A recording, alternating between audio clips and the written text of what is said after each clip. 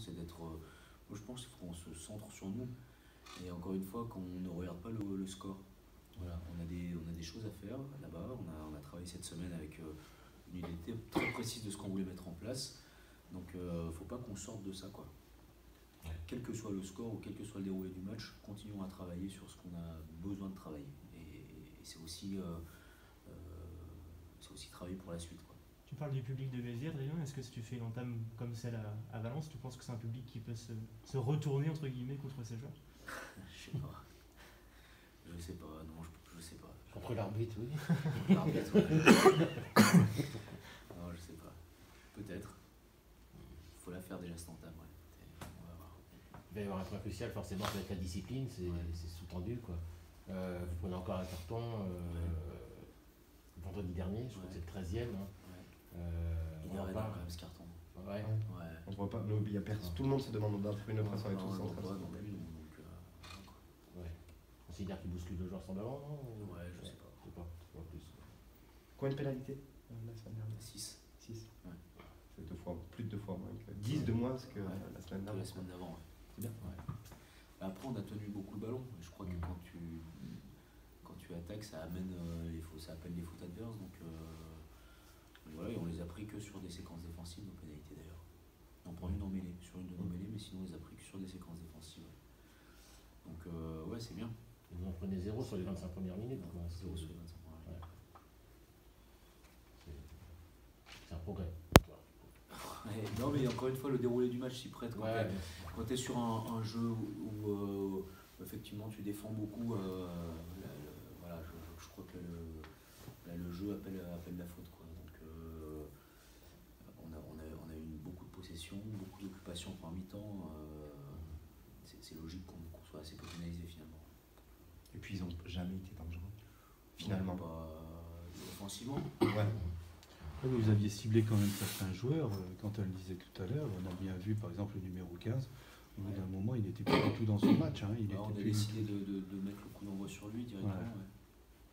Parce qu'il a un pied gauche et un pied droit qui ressemblent. Ouais, puis c'est un joueur qui leur fait des grosses différences, qui marque des essais venus de nulle part, quoi. Donc il doit être à 3 ou 4 essais de 80 mètres déjà depuis le début de la saison. Donc si on le laissait prendre confiance, voilà, on avait ciblé lui, on avait décidé d'aller chercher leur 10, Thalès, pour le faire reculer le plus possible sur la ligne et l'obliger à du jeu au pied. Donc on avait ciblé aussi quelques joueurs, ouais, effectivement. On avait décidé de les empêcher de jouer en tout cas. On ne demandera pas qui vous avez ciblé à Béziers? Pas encore à la semaine. Une petite forme d'inquiétude, quand on regardait le banc proposé par Mont-de-Marsan, une certaine forme d'inquiétude à la 50e minute, ça n'a pas du tout engendré chez vous de perte de rythme, etc. Pourtant ils avaient un sacré banc. Oui, ils avaient un sacré banc avec le retour de Muzio, Gerber qui peut leur amener du jeu au pied long. D'ailleurs qui est passé à travers aussi d'ailleurs. Ouais, oui bien sûr. Parce que c'est un peu le même, c'était pour nous un peu le même profil. Donc on a vous l'avez beaucoup fait reculer. Ouais, on l'a fait reculer beaucoup. Ouais. Donc, à part du jeu au pied, après il n'y a plus grand chose à faire. Non, ouais, ça n'a pas perturbé. Non. On avait un joli banc aussi. Ouais. On a vu Gogi Navas sortir avec l'épaule. Ouais, non, c'est des côtes en fait. C'est des côtes en fait. Ouais, c'est sérieux, non? C'est sérieux, il n'a pas fait il s'est pas entraîné de la semaine en fait. Parce que hier c'était férié, donc il n'a pas eu d'examen. Oui. Donc voilà, ni lui ni Mathieu, on a de résultats. Donc ils y vont cet après-midi. D'accord. Mathieu, c'est un cassé? Nez cassé. Ouais. C'est sur la mêlée qu'il souffre un petit peu en montant comme ça. En fait, il se fait prendre par en dessous. En dessous. Quoi. Il se fait prendre la mêlée. C'est pour ça qu'il remonte, hein, je pense. Ouais. Lui, qui est-ce qu'on a eu d'autres? On a eu un peu peut-être. On a Anthony Coletta. La cheville. Toujours. Ouais, il est sorti, il n'a pas fini le match. Ouais. Sur un quart d'heure de la fin. Donc voilà, ça a laissé un petit peu de traces, ouais. Ça c'est le journaliste de la Charente-Guide qui C'est une amende, ça, non? normalement oui. Non, ça l'origine, c'est une amende. Mais c'est pas sa femme parce qu'elle travaille, sa femme c'est d'autres quelqu'un d'autre alors. C'est la location de la voiture pour aller à Béziers, si tu veux. Pour le raccroche.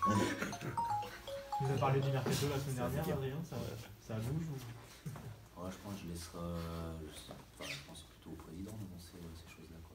On fait notre boulot de repérage. tirage, de prise de contact, mais après, voilà, on émet des souhaits, on envisage quelques hypothèses, et puis le patron décide. Est-ce qu'on doit l'appeler pour savoir quelque chose, en gros? Psychologiquement, quand même, on s'est aperçu quand même que les deux talonneurs, depuis qu'il y avait quand même ces bruits de recrutement, etc., alors il y a bien sûr une amélioration dans la synchronisation, mais voilà, est-ce que c'est quelque chose qui est subliminal ou est-ce que c'est bon, c'est comme ça, non? Je sais pas, mais en tout cas, le confort n'appelle pas la performance. La preuve, il y a ton téléphone qui sonne et tout. Voilà. Donc, trop de confort, ça tue la performance. Juste une chose complètement différente, Adrien, je regardais sur un petit bilan après le tiers du championnat. Vous avez utilisé 36 joueurs, 25, si je ne dis pas de bêtises, qui sont à 6 matchs ou plus. Ouais. Vous avez vraiment votre noyau et... Oui, on l'avait dit ça. Ouais, complètement. D'une part, dans mon fonctionnement, j'utilise assez peu de joueurs, quoi. Et on avait décidé de fonctionner sur... on n'est pas sur l'égalité, quoi.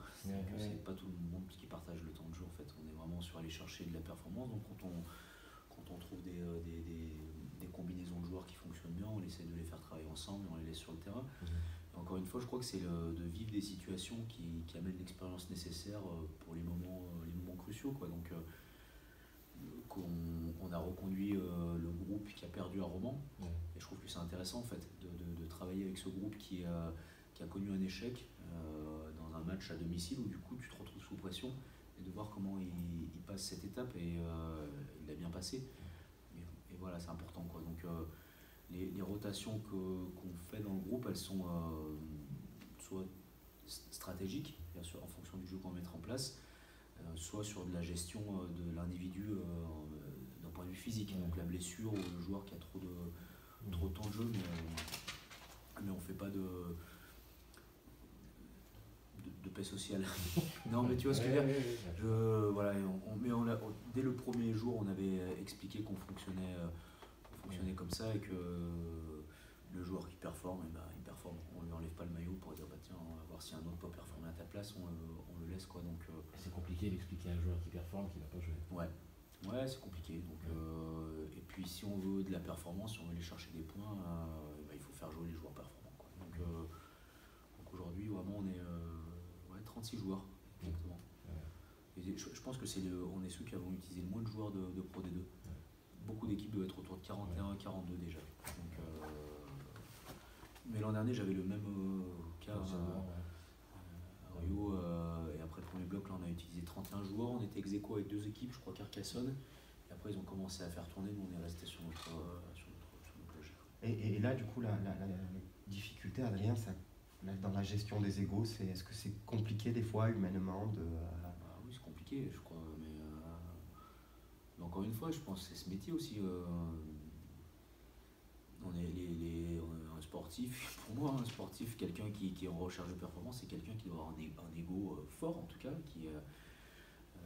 Et donc, un joueur, quand il ne joue pas, son existence, elle est un peu... Tu te demandes à quoi tu sers. Tu demandes à quoi tu sers, donc c'est normal qu'on ait affaire à ça, mais ça fait partie de notre métier, quoi. D'une part, d'être capable de l'expliquer, et deuxièmement, de faire des choix, quoi. Et pas le choix de la tranquillité. Voilà, la facilité, c'est de faire jouer tout le monde. Puis non, et puis de trouver des justifications pour pas faire jouer, je pense. Mais en tout cas, dès le premier jour, nous on était clairs tout de suite, quoi, en disant qu'il y avait l'égalité et